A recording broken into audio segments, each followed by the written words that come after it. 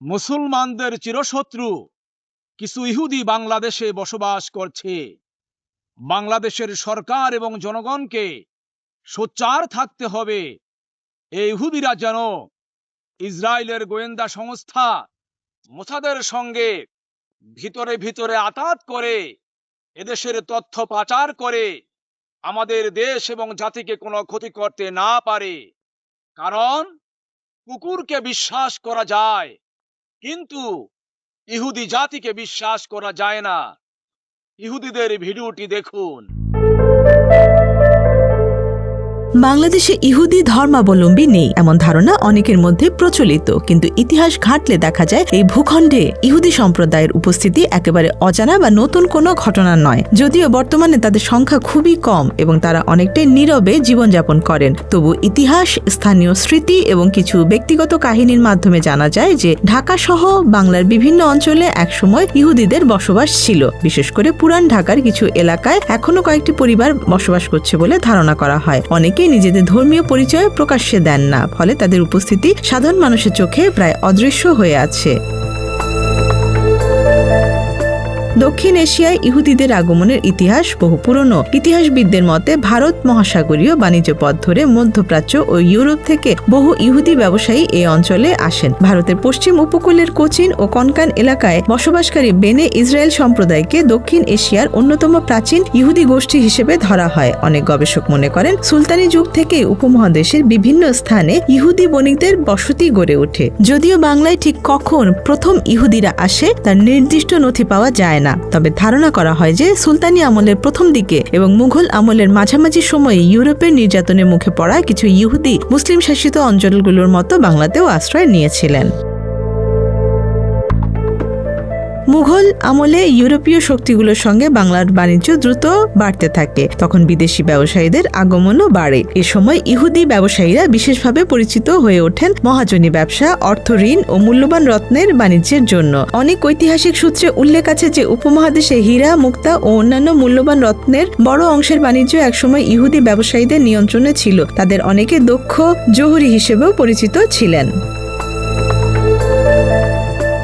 উপমহাদেশে বসবাসকারী ইহুদিদের সাধারণত দুটি প্রধান গোষ্ঠীতে ভাগ করা হতো, বেনে ইসরায়েল এবং বাগদাদি ইহুদি। বাগদাদি ইহুদি নামটি প্রচলিত হলেও এই গোষ্ঠীর অনেকেই মধ্যপ্রাচ্য, ইরাক ও ইউরোপের বিভিন্ন অঞ্চল থেকে এসেছিল। তাদের ভাষা সাধারণত আরবি বা জুডিও আরবি ছিল। তারা মূলত বাণিজ্যিক সুযোগের খোঁজে দক্ষিণ এশিয়ার বড় বড় শহরে বসতি স্থাপন করেন।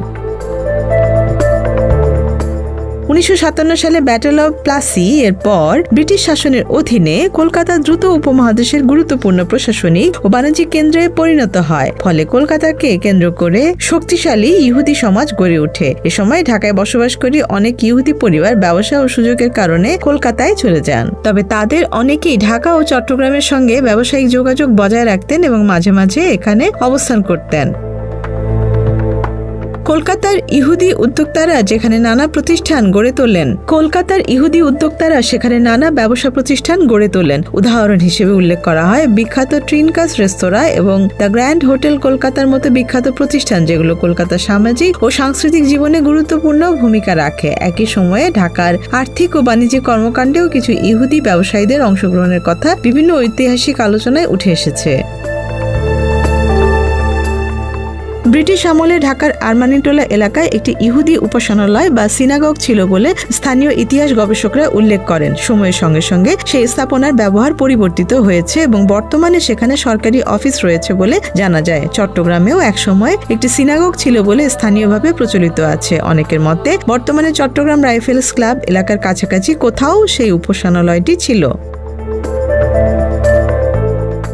বাংলাদেশের ইহুদি ইতিহাসে রাজশাহীর কোহেন পরিবার একটি উল্লেখযোগ্য নাম। এই পরিবারের সদস্য মরদেকাই কোহেন একসময় রাজশাহীতে সুপরিচিত ব্যক্তিত্ব ছিলেন। তিনি রাজশাহী বেতারে ঘোষক হিসেবে কাজ করেন এবং পরে ঢাকায় টেলিভিশন সম্প্রচার শুরু হলে সেখান থেকে ঘোষক ও ইংরেজি সংবাদ পাঠক হিসেবে দায়িত্ব পালন করেন। শিল্পমনা এই মানুষটির অভিনয়ের প্রতিও আগ্রহ ছিল।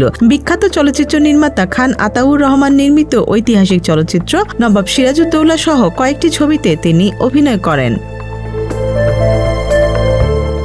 1967 সালে 6 ডে ওয়ারের পর আন্তর্জাতিক রাজনৈতিক পরিস্থিতির প্রেক্ষাপটে তিনি পরিবার সহ কলকাতায় চলে যান। পরে তিনি ভারতীয় চলচ্চিত্র পরিচালক তপন সিনহা চলচ্চিত্র অভিনয় করেন বলে বিভিন্ন সূত্রে জানা যায়। কোহেন পরিবারের আরেক সদস্য ঢাকা বিশ্ববিদ্যালয় থেকে পড়াশোনা করে স্নাতকোত্তর ডিগ্রি অর্জন করেছিলেন এবং পরবর্তীকালে ইসরায়েলের একটি বিশ্ববিদ্যালয়ে বাংলা ভাষার শিক্ষকতা করেছিলেন বলেও জানা যায়।